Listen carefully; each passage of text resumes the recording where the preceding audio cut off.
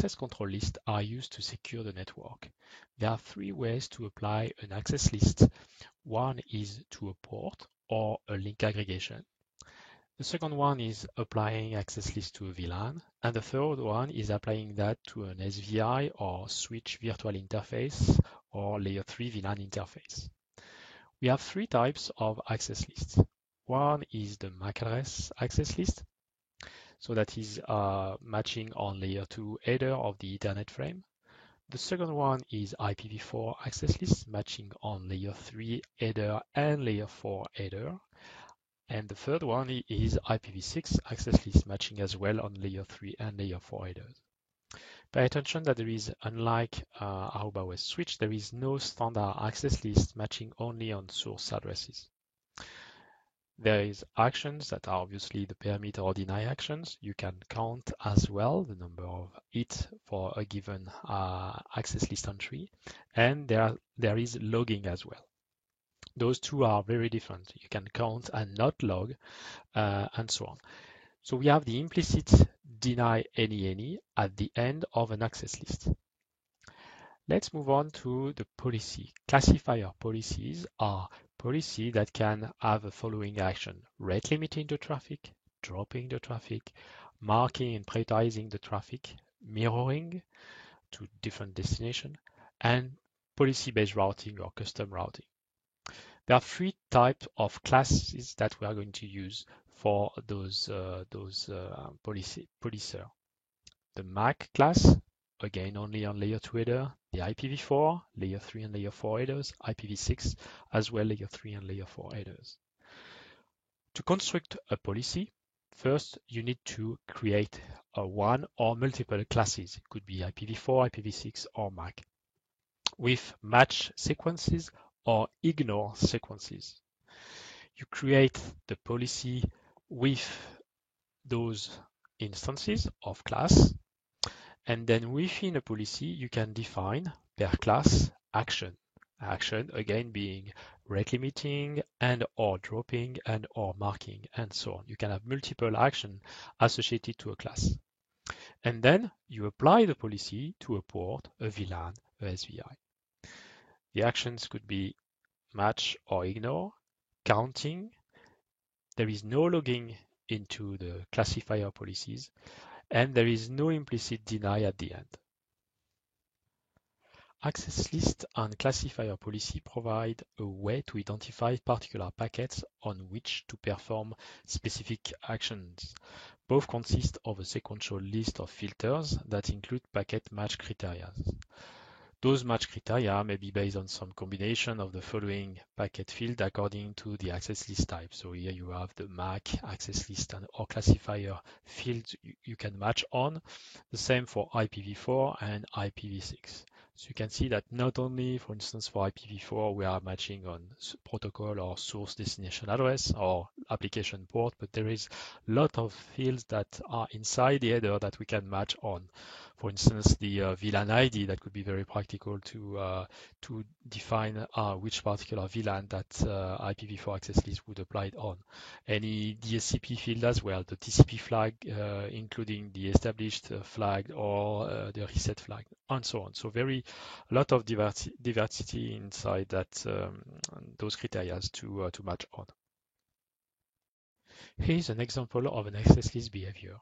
So as you can see here in that example, if we take into consideration UDP traffic sourced by IP 172.16.11, for instance, to let's say 8.8.8.8, that will match the access list sequence 30. Okay, so that's the only sequence. The first match that we have is line 30, and that would be a permit. So as soon as you match, you take the action and you exit the access list. However, if we consider ICMP traffic, for instance, ICMP traffic will not match anything before sequence 40, because before it's all about UDP. So if I'm doing ICMP from the source being 15.1.1.1, for instance, to the destination being 16.1.1.1, for instance, the only possible match for that one would be actually the implicit deny at the end of the access list. So consequently, the traffic will be dropped. So just to explain very quickly how the access list behavior works, and as well how you apply the access list here. For instance, you can apply that inbound on the physical interface. Next is about the same for policy behavior.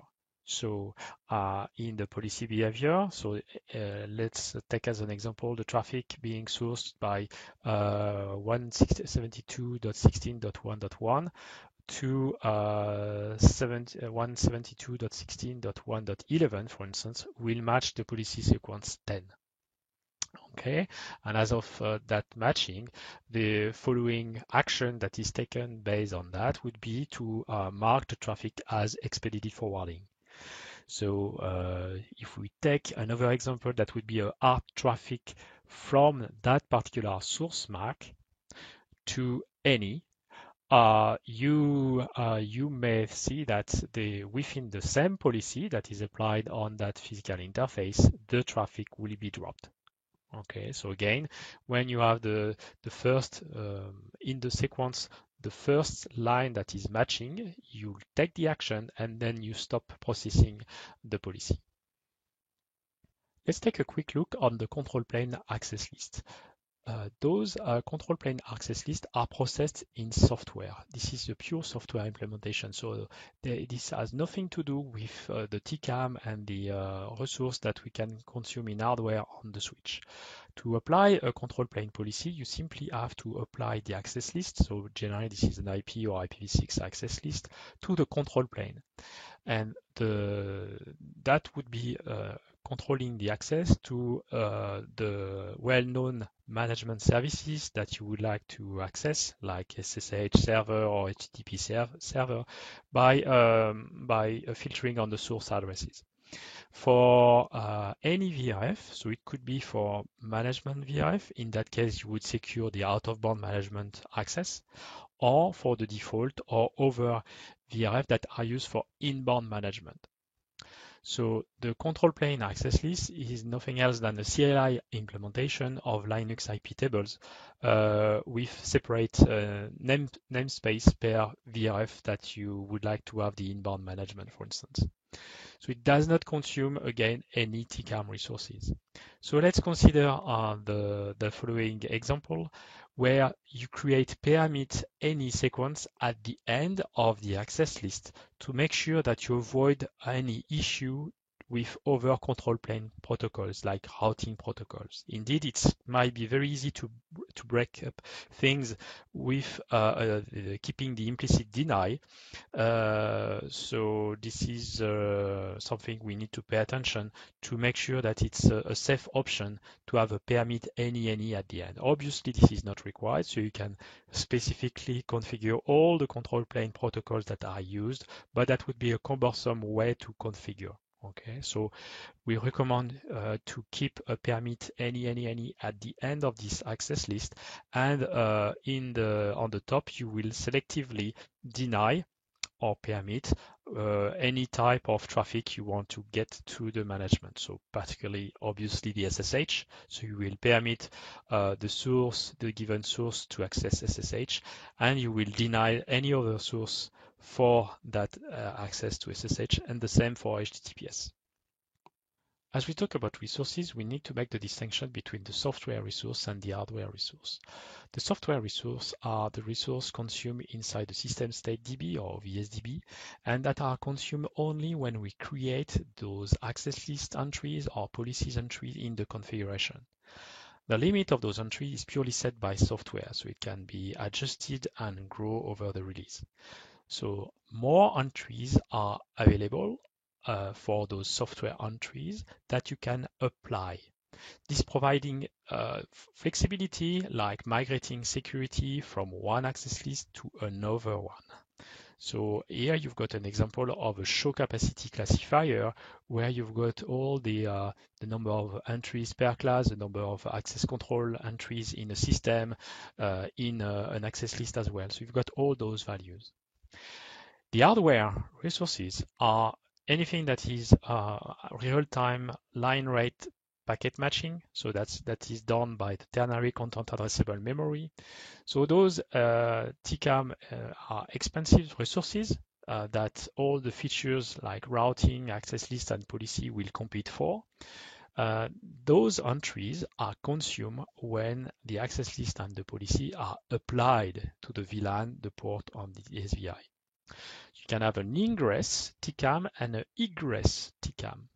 And as well, depending on the platform, you've got an internal TCAM, so that is for the 6300, 6400, 8320, 8325. And you may have as well, like on the 8400, this is the unique platform having that, an external TCAM as well, so internal and external TCAM.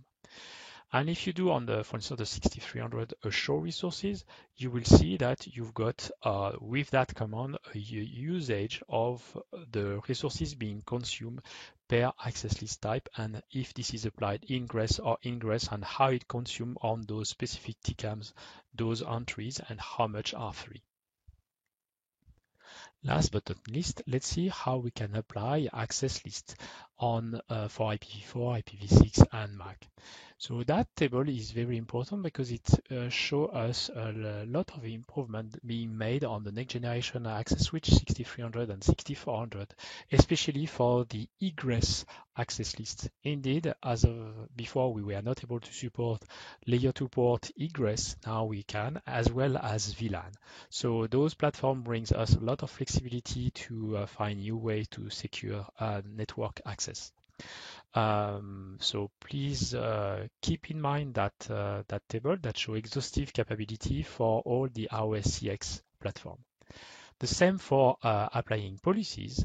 You will see more support on 6300 and 6400 for the egress, the output actions that can be done on VLAN, layer 3 lag, or layer 2 port. Please take a note that we support routed in policy for SVI, so that if you really want to filter or do some PBR on SVI, you add that capability through policy. Thank you. That concludes that video. I hope it was useful, and we are permanently improving our capability in terms of scale for those platforms. Thank you very much.